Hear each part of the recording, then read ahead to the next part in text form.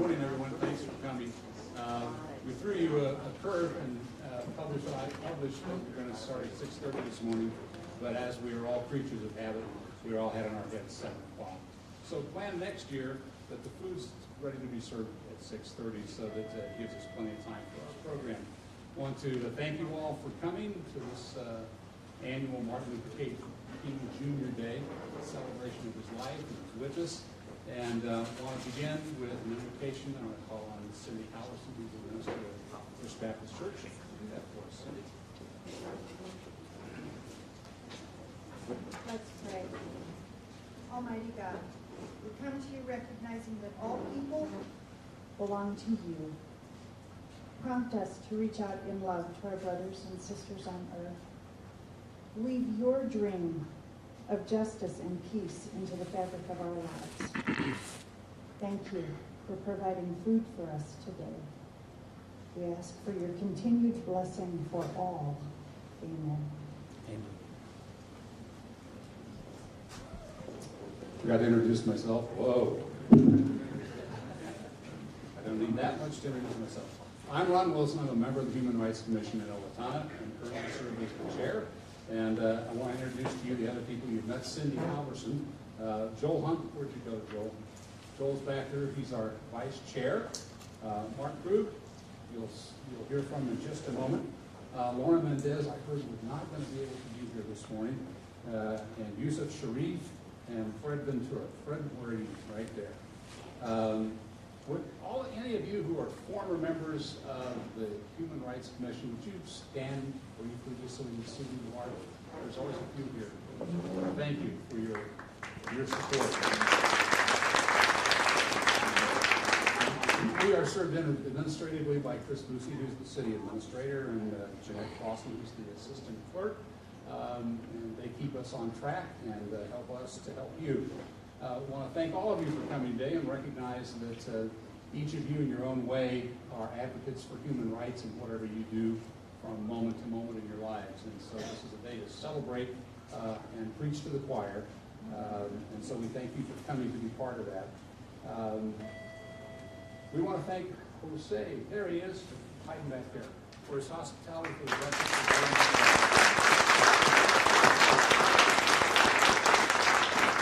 We also want to thank the American Inn for their support for this event today. Mark, would you introduce our speaker?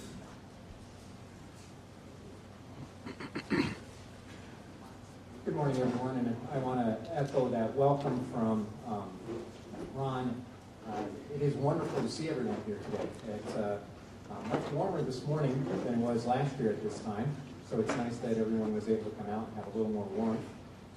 But it is a true testament to the vibrant community that we have, that we are interested in exploring other cultures, that we are interested in continuing to promote the message that Dr. King promoted of getting to know one another. He had many, many messages, but I think in the end, the true message of Dr. King was that through shared understanding, through common experience, through the ability to try and walk in someone else's shoes, we are better able to understand our neighbor, but we also become better people to that end. So again, I want to thank all of you for coming out and being participants in our breakfast this morning.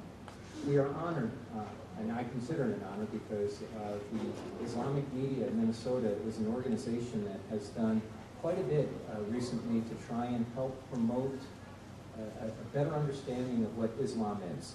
I think, we see messages in the media all the time. We hear about militants, and many times it's prefaced by the Islamic militants. We hear about jihadists, and so the media sometimes, not purposely I don't think, but sometimes portrays a particular race or religion in a way that is very detrimental. And so it's nice to have an organization such as the Islamic Media to help try and give factual information about their culture and their religion. So today we have Khaled, and I'm going to kill your last name, so I'm not even going to try. Oh, you don't have to. That. He is one of the founders of Islamic Media. He's originally from Yemen, and he will, tell us a little bit about his background. But as I said, the purpose of Islamic Media is to help portray, or not portray, but help to give a message about what is Islam and what are the tenets, and help us to understand that there's far more similarity amongst all of our religions than there are differences, and that there's far more similarity amongst our cultures than there are differences. And so, without further ado, Khaled.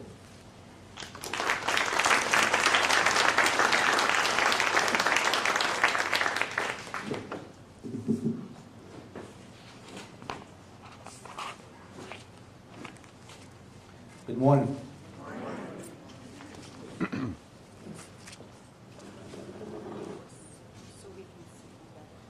Sure. Yeah, rather better. It's a good idea. Hello, greetings. Peace be to you. My name is Khaled Sharafuddin. I am from Islamic Media. Thank you for coming in this not too cold January day. Because I measured the cold by how long it takes me to defrost the backside of my car, so it didn't take long. Well, I have remote start, I admit, so that plays probably into it.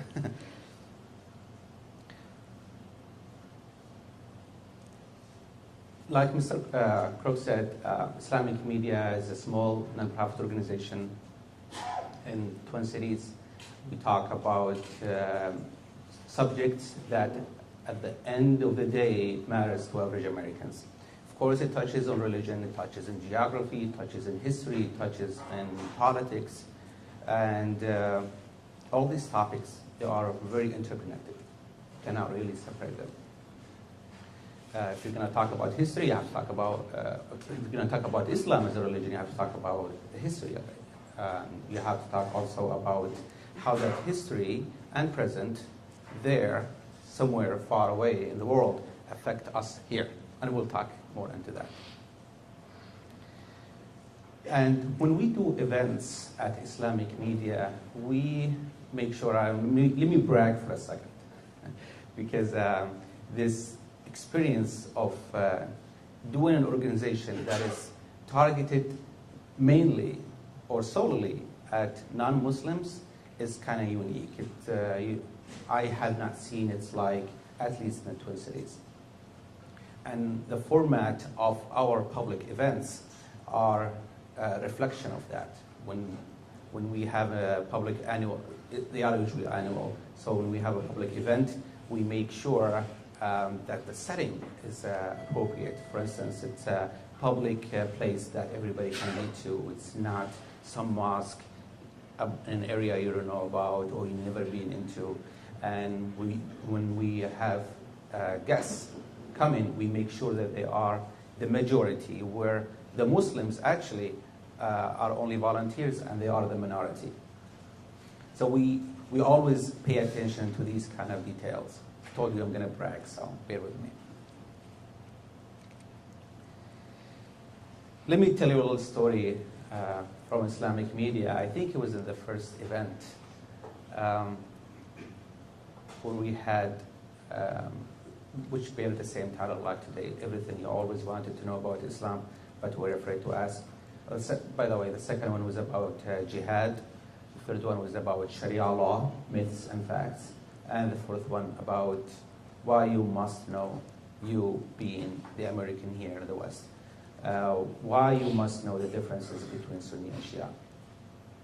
And actually, we do that in April. So, and next one is coming up pretty soon, and we're going to have to start preparing for it. And I'm going to forward the invitation to Mr. Krogan, and I hope that I see all of you there. So from that first event, I was sitting in the table, we were having lunch after the lecture, and a guest said, I like this speaker. The speaker that time was not me, it was Mr. Oda Muhawish. He's a professor at St. Thomas. Does anybody here have heard about him, other than Mr. Oh, okay, familiar face. So he's so moderate, he said. he's not extremist. And then in subsequent events, I kept hearing a similar comment to that. And it always made me think and wonder, why did that person say it? I know it's positive and everything, but what makes him say that? So I started having some few hypotheses. So I said, if he meant that we are doing events where we only show you the positive side about Islam, or we are trying to hide something from our religion, or we are doing reforming so it makes the content of the lecture appealing to you, that's not what we do at Islamic Media. We're actually, when it comes to real text from the religion, we are very strict. We make sure that we don't deviate from the message of Islam. And we'll talk more about that. And even reforming of Islam, it's a bit touchy point to attribute that as Muslims. When we attribute Islam to reformation, that it needs reformation, we don't believe it needs that, and we'll talk more about that too.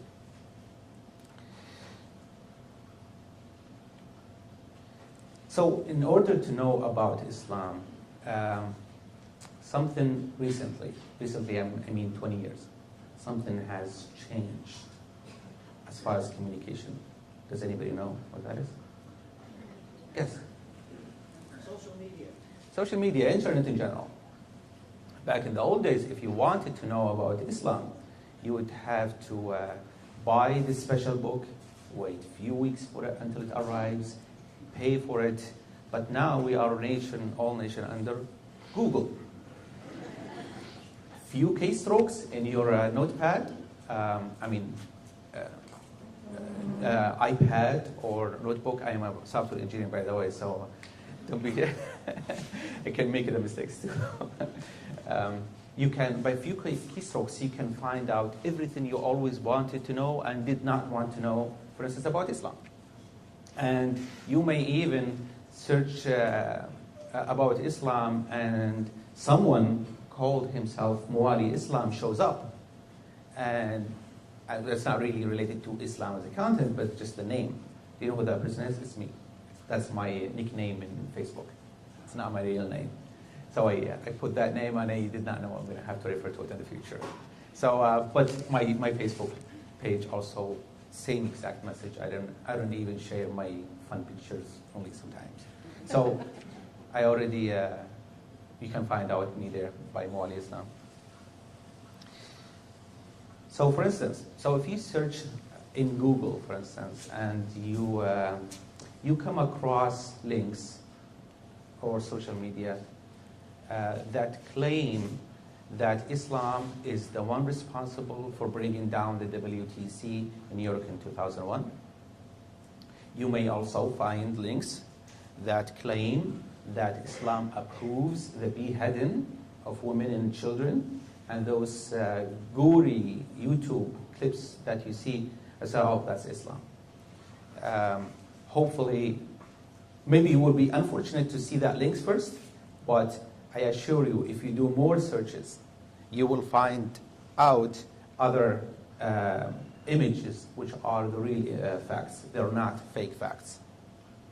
Because of the internet, Muslims, they can use this free technology to publicize about what they did. And many of them, they're not really a representation of Islam, but many others are as well.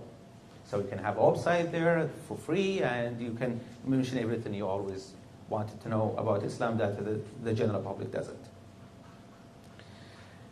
So further searches probably in Google, and I made sure those exist in Google too, that Islam actually 600 years, imagine, put yourself in that moment of history, 600 years after Jesus Christ died. In a society in Arabia where they used to bury infant females alive because it brings them shame and so forth. But when Islam came, it, of course, it criticized that and stopped it, or when he was weak, the Prophet, he always told people to stop it. And not only there, when Islam started, he told others that women, believe it or not, back in the old days, they were almost like second-class citizens. But Islam says, no, women are like men. They have the right to own, to inherit, and to choose. Now, this is in 600 AD. No religion, aside from the monotheist religions, that really touched on that and focused on it. And also, not only rights to women, but also rights to animals, like especially tribal animals. You cannot overload them. It's prohibited to overload tribal animals. You actually commit a sin in Islam if you do that. And if you look at the stories of the Prophet, he was visited by a group of Christians, and he designated a site in his mosque for them to pray according to their tradition. Only few Muslims present, who's the Prophet supposed to be their role model, would not do that currently. So that's practice. But the origin is what the Prophet did, that's how he would revere any faith. You don't have to be Muslim in order to be accepted. And also when the Prophet, this is at the end of the struggles he had with the Meccans. He's actually himself is a Meccan, but he had to be exiled. So when they had the wars and he became victorious at the end, so he entered with his army in Mecca, and he told every single leader of his army, do not shed a drop of blood of anyone, doesn't matter. And he actually faced the Meccans, the ones who exiled him, the ones who persecuted him, the ones who made fun of him, the ones who killed many of his kins.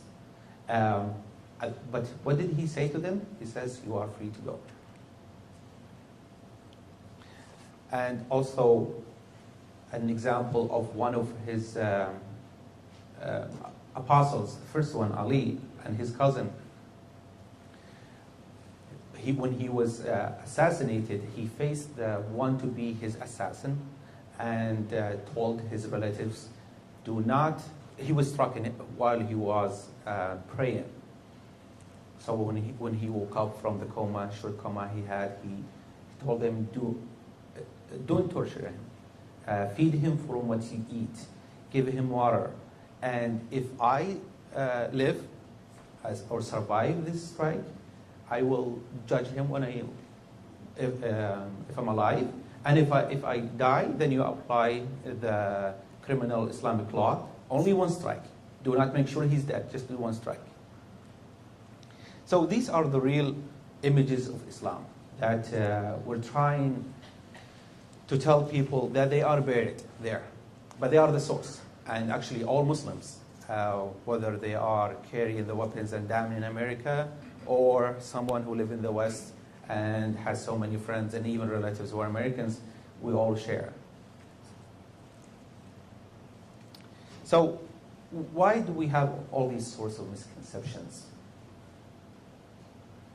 I can categorize the source of misconceptions about Islam into three groups. One is a non-Muslim group, but the other two are Muslim groups. The first non-Muslim group is the super wealthy organizations who, and I'm going to borrow Mr. Krug's term in TV, they bastardize Islam every day, day and night. That's their job. They get paid for it. They have lots of money, they have active leaders, and that they always bastardize Islam. And examples of those are Mr. Robert Spencer and Daniel Pipes. If you search for them in Google, you will always hear a lot of negative sides. Usually when we negative sides, we don't really care about attributing who said that, when. But if you pay close attention, you start noticing that those names happen more often. And the other two groups, the first of those two is the Muslim, naive, and gullible Muslims, sadly, who let themselves be misled and be pushed easily by the third and the most powerful group of the three, the states in the Gulf of Arabia, like Saudi Arabia and Qatar. Sadly, and we'll talk more about that in detail. Let me give you an example of how the above three groups work together, intentionally and unintentionally. So we would have the third group, who are Saudi Arabia, and their paid clergymen, who are employees of the states. They just echo what the rulers want them to say. They would echo, oh, all Muslims, they should perform jihad and should apply Sharia law, wherever you are, even if you are in the West. So the clergyman would echo that, and the second group, the naive Muslims, would just blindly take it, not making sure of its source or authenticity. They would go and behold, they would form a march in the street of London. That's actually a real story. There would a demonstration in the street of London, and most of them are immigrants. They're not even British yet. They would say, we need to apply Sharia law. Freedom of speech gives them the right to do that. But Sharia law, we'll talk more about that. And talking about a society who's not a Muslim doesn't make sense. So who would hear that? Would hear that Robert Spencer and Daniel Parks, for instance, and says, aha, see what the Muslims did. And what gets worse is they would brought as analysts and experts, CNN and Fox, about what do you think, Robert Spencer and Daniel Parks, what do you think we should do about that? And it's like you are the opponent and the judge at the same time. It's not fair. And it's true that we have many groups, many really radical groups. And the prime example of all of that is Wahhabism. And it's funded by Saudi Arabia. Let me give you an example of how much money Saudi Arabia has spent towards propagating Wahhabism, and give it to you in context and comparison with another group. They spent, get this, $87 billion on propagating Wahhabism. $87 billion. The mighty former Soviet Union, with its might and its strength, you know how much they paid or spent on propagating communism? $7 billion. So make the comparison. 87 billion for Wahhabism and 7 billion for the mighty Soviet Union. Where does all that money go? That money goes into building mosques for free, even here in the West, not only in the Arabic countries. They buying clergymen. Clergymen can be very expensive if you want them to say a specific message. And also even pay salaries to their members. They can afford doing that. And lots of weapons. We'll talk about more about it in radical groups.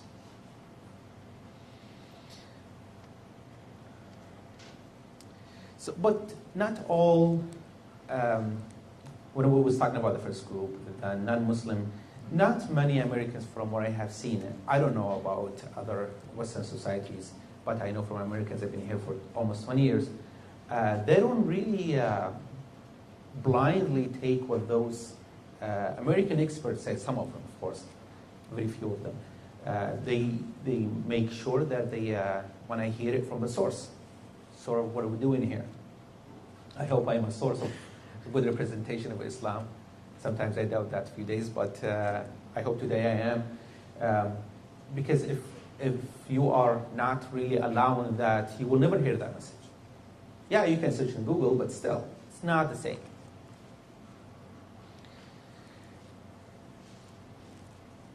So, I have lived in the U.S. Let me tell you quickly about my story, because we were talking about these people I met who are really eager to know more about Islam. I've lived in the U.S. for 19 years. I came in 1995, and 18 of those 19 years, I was single, so I just got married a year and a half ago. When I was single and I would go to public places like like restaurants or even at my work, nobody would know what my faith is. Nobody know even what my nationality is. They would think, hey, he's probably Puerto Rican. He's probably Mexican. No, he's Indian. Neither of them. Well, I'm Middle Eastern, I tell them.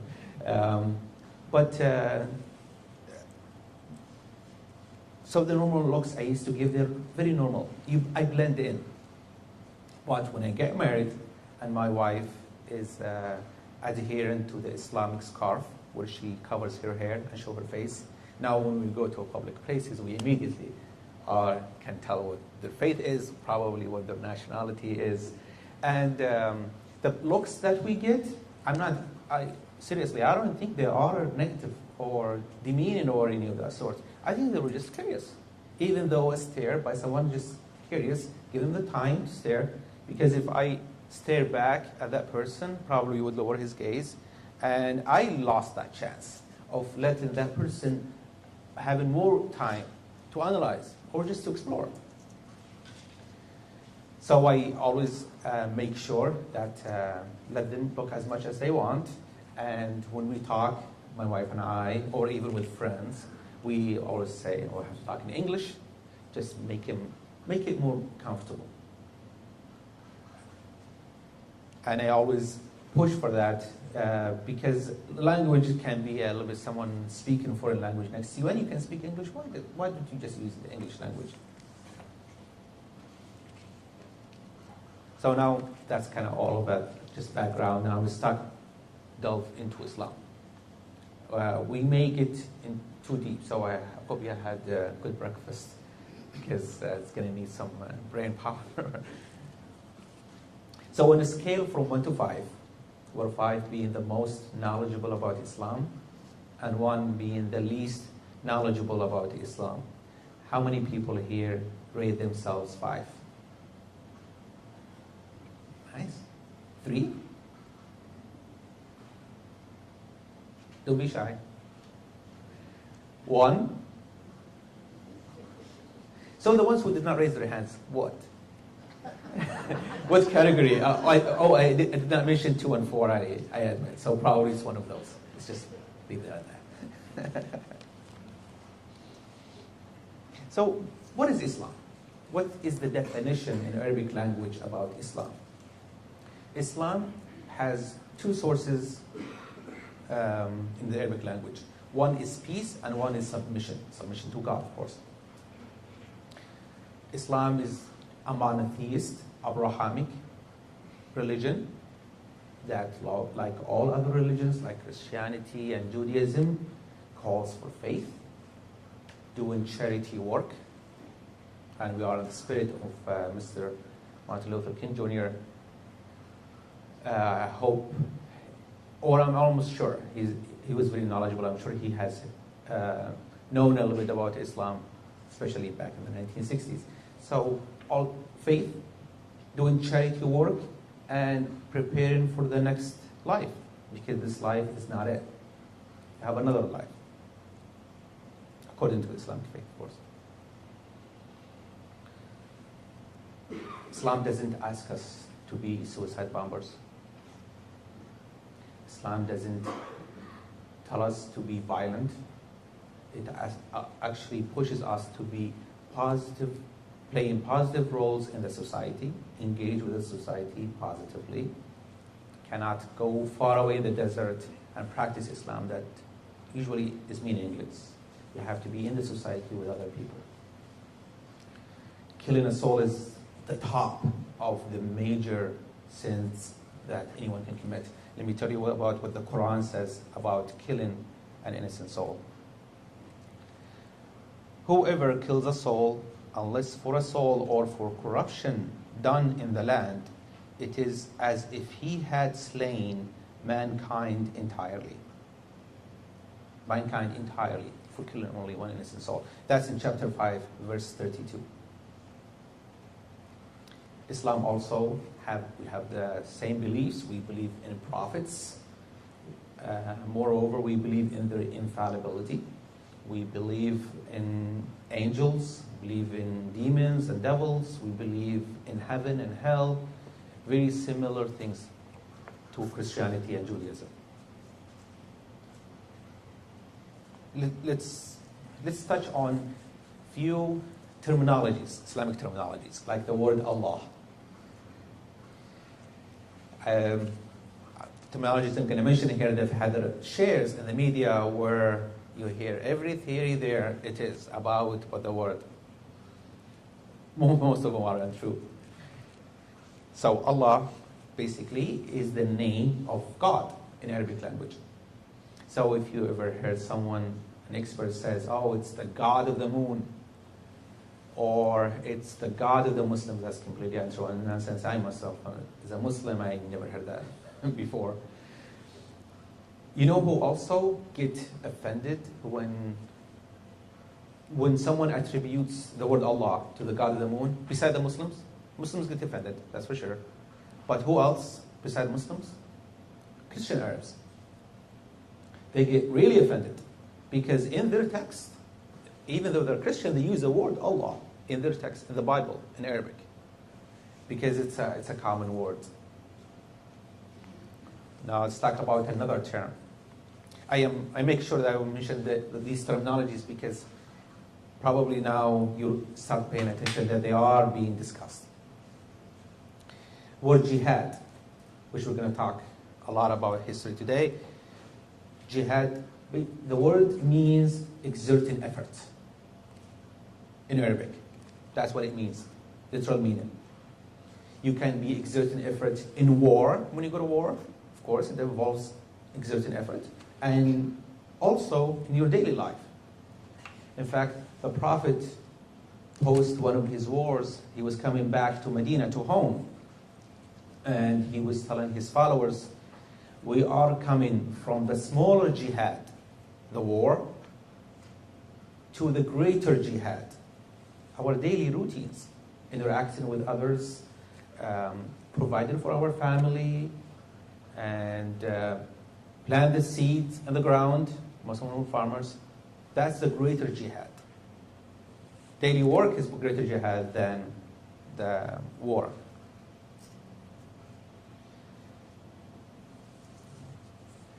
A good source of jihad is actually one of Hollywood movies. It really is. It's called The Message, starring Anthony Quinn. Has anyone here seen it? Starring Anthony Quinn. I highly recommend to rent it out and see it. It really touches on the reasons, the very first war that occurred between the Prophet and the Meccans. Put great emphasis on it. And of course, once you know what the reasons of the first war, you can guess the subsequent wars. Excuse me.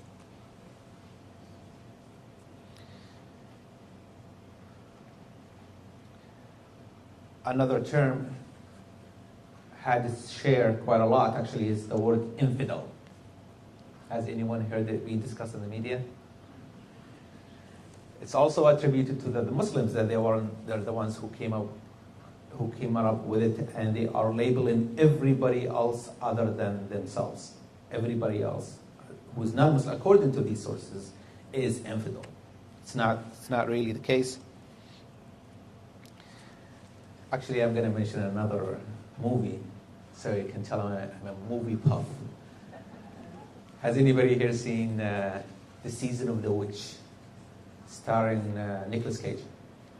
It's a really good movie. I specifically a few minutes of it. Story was about these two crusade warriors who were sent to another city to transport a girl who was being accused of witchcraft to another city to be cleansed. And at the beginning of the movie, they talk about the wars of these two crusade warriors. And in these wars, they have this priest who would energize the army and would call them for war. So, and I actually quote, I found it in the expert there in the movie, says, "They must be punished. Kill them all. They sinned against Jesus Christ. They are infidels." When I was watching, I said, we're not the ones who came up with that word. Somebody else has. So we were watching at home with my wife, so we rewind again. So infidel and aha again. So I know it's a movie. It's still Hollywood. So a lot of it is not true, but still, even so, movies, when they do their stories, they do a lot of researches. The writer was not a Muslim, so I tried to reach him. I found him on Facebook, but he does not accept the invitation of non-friends. You have to be already a friend. So, but I have not given up on that. Because I want to ask him, did you just come up with a word? Are you a friend of the Muslims? You took something they are being accused of and give it to somebody else? Or you actually found it in some source? I would love to hear that. And it was a big deal for me, this quote from the movie, because I have heard that before, but I don't have the source. So if I tell, oh, that's not our word, who is it? I don't know.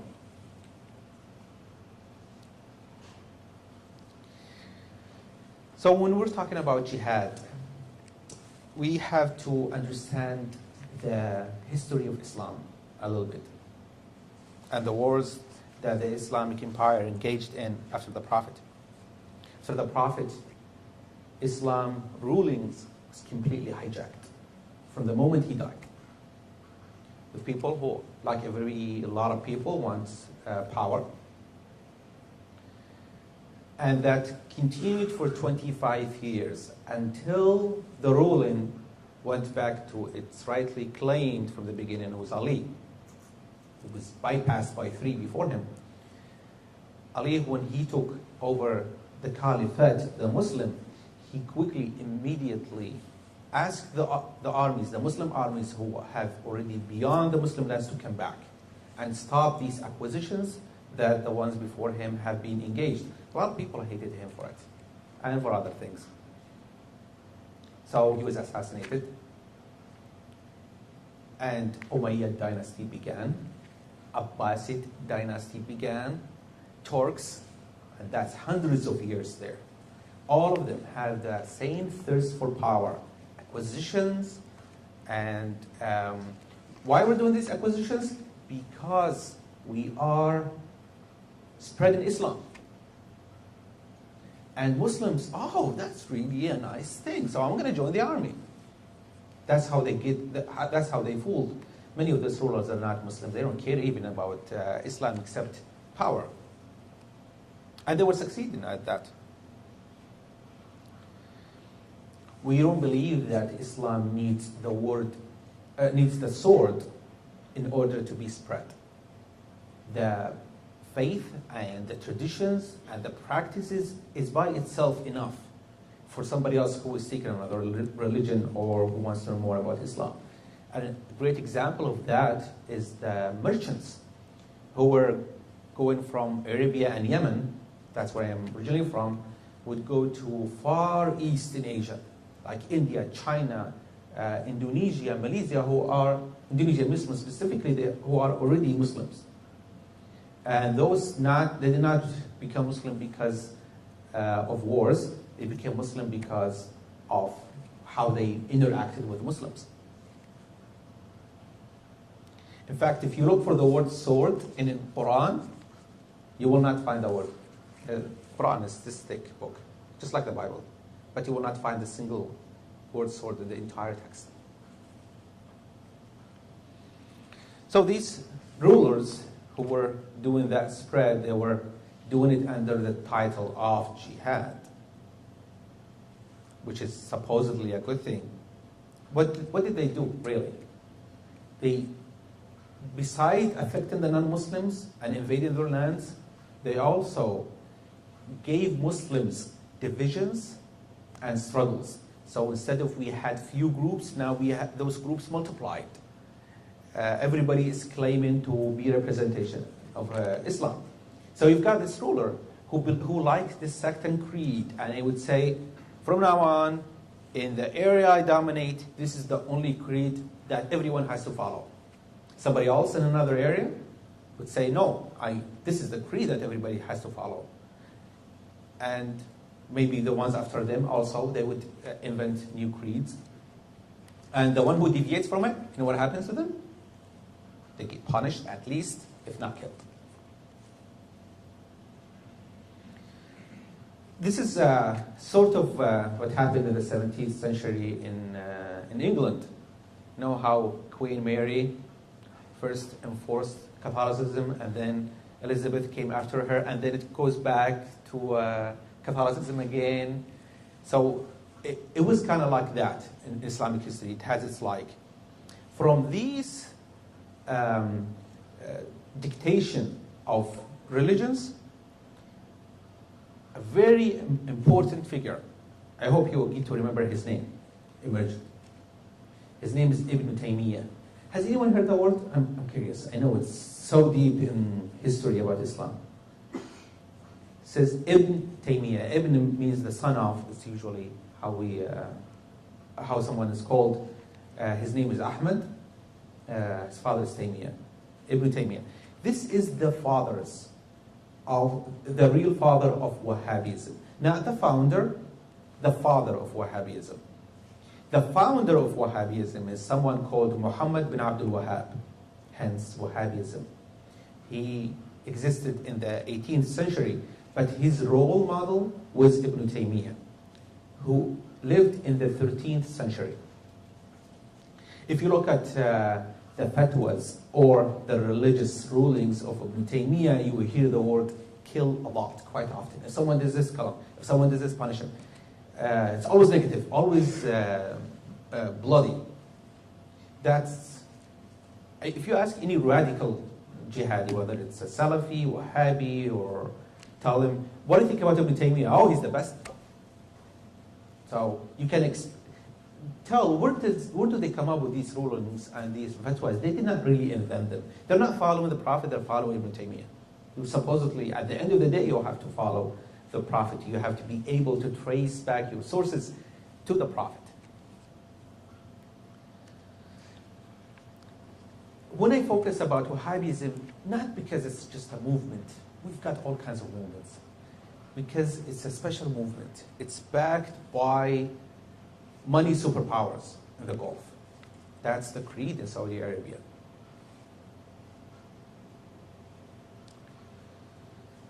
Let me give an exaggerated example about what might happen in Arabia that affects you here. Someone, an oil worker, is having a bad day in Arabia, can affect your wallet here and affect your peace of mind. It's a bit exaggerated, but very subtle incidents happen in that region of the world affect us here. Let me tell you about something I wrote in an excerpt about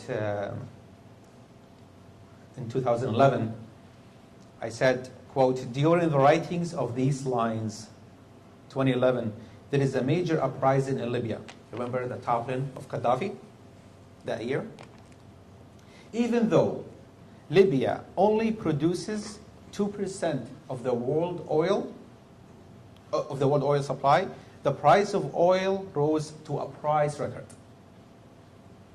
If the Shia-Sunni divisions, because that's the struggle we have right now there, if the struggle leads to civil wars in the region of Arabia, Allah forbid, the oil production will result into oil production halt there and jobs lost and poverty here. Even though 2% affects the entire oil market. Because we are no longer in 1914, the year 1914 or 1945.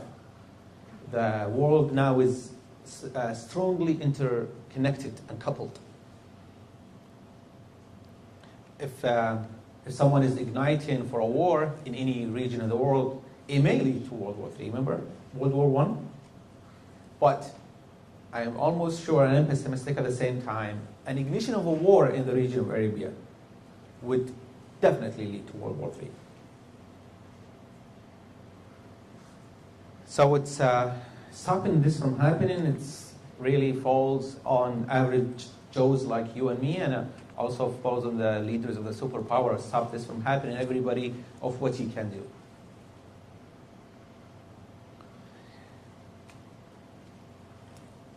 So there is a current conflict right now in Syria. It's all over the news.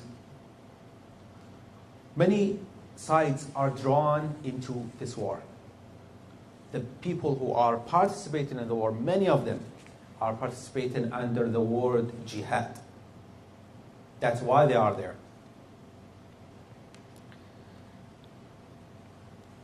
When the president was thinking about doing a strike in Syria, we all lived those moments, and we had that great anticipation, oh, what's going to happen there?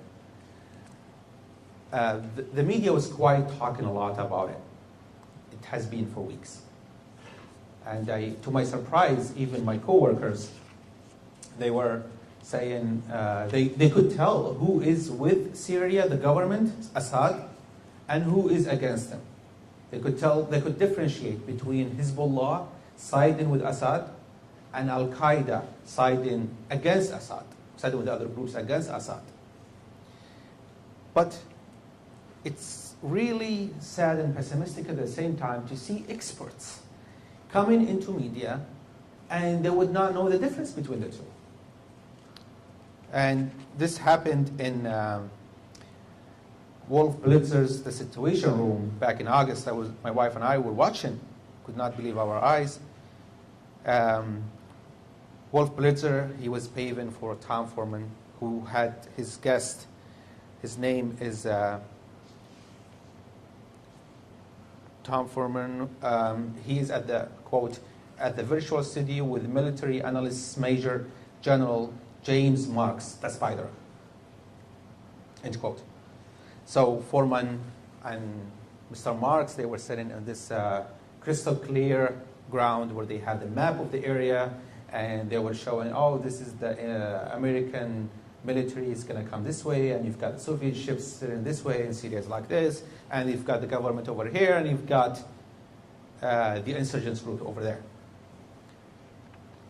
So the expert, Mr. Marks, said, well, Tom, I quote, well, Tom, we don't anticipate that Assad will capitulate, put up his hands, and quit. But what we can see is the insurgent groups, which are made up of Hezbollah and Al-Qaeda, put them together. Hezbollah and Al-Qaeda affiliates in Syria. Remember we said Hezbollah is with Assad and Al-Qaeda against Assad. But now they are together. They are going to gain momentum. They're going to gain strength.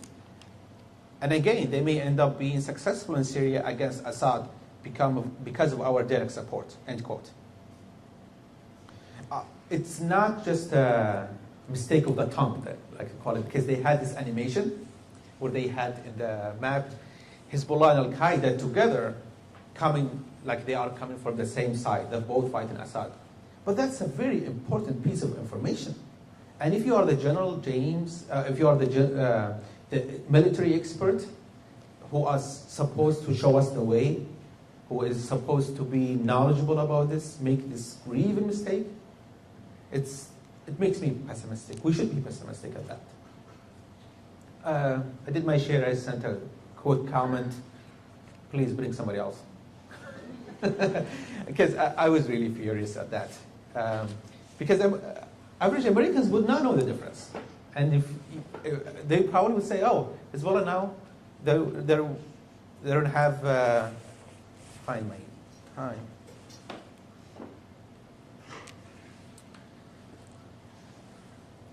I'm actually about to be done. Let me give you another quote by Fareed Zakaria when Saudi was so furious at the U.S. because they've been lobbying the U.S. to engage in wars, and America hasn't done anything, so they were furious. So Fareed Zakaria said, surely the last measure of American foreign policy should be how it is perceived by the House of Saud. If there was a prize for most irresponsible foreign policy, it would surely be awarded to Saudi Arabia. It is the nation most responsible for the rise of Islamic radicalism and militancy around the world, end quote. So we want to know why Saudi Arabia engages in Syria and Qatar. They are the major players. They have given weapons and money, and we need to hold them to it. We can, if you ask me a question about it, I can get to see mention the things that I deliberately skipped because of the time. So they cannot keep playing the card of being America's friend for long. It's enough. We need to really to ask them and stop this from happening because a lot of blood is being shed every single day. Thank you. Now I'm ready for your tough questions. Don't be shy. Well, mine isn't a question, it's more of a statement. When I see these beautiful women dressed, when I see the beautiful women dressed in their clothing, I smile and go, beautiful. You are just beautiful. And I always smile and say hello to the little children. And I get the greatest smiles from the women. Even if they maybe don't understand English, some of them, I get a wonderful smile or a great big thank you.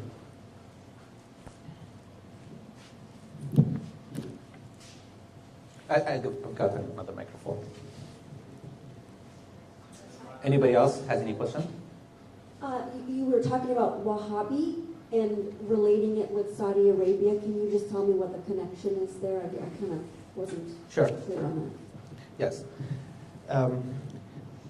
We mentioned in the lecture that Ibn Taymiyyah existed in the 13th century, and then Muhammad bin Abdul Wahhab existed in the 18th century or so. They had this alliance with the grandfather of Saud that we're going to take over the area. We, Saud family, get the ruling. You get to have the fatwa position of the religious rulings. And it's very powerful there.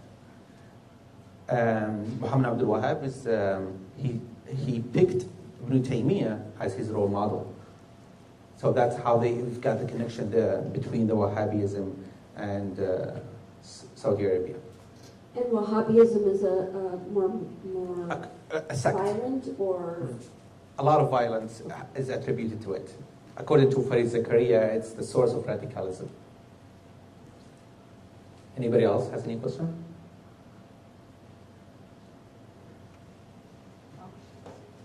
I can repeat the question too if you want, that's fine.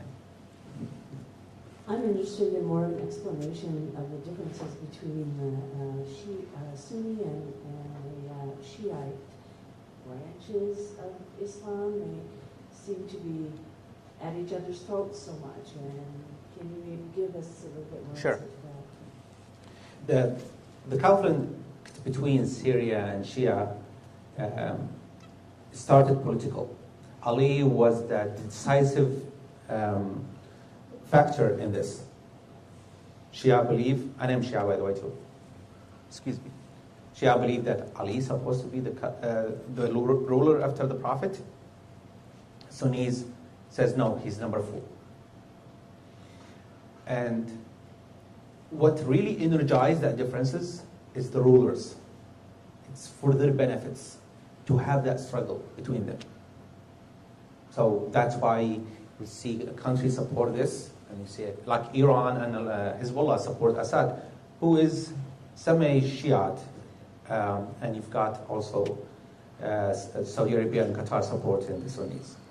I hope that answers the question. So Ali was a decisive factor. Do we still have time for another question? I'm sorry.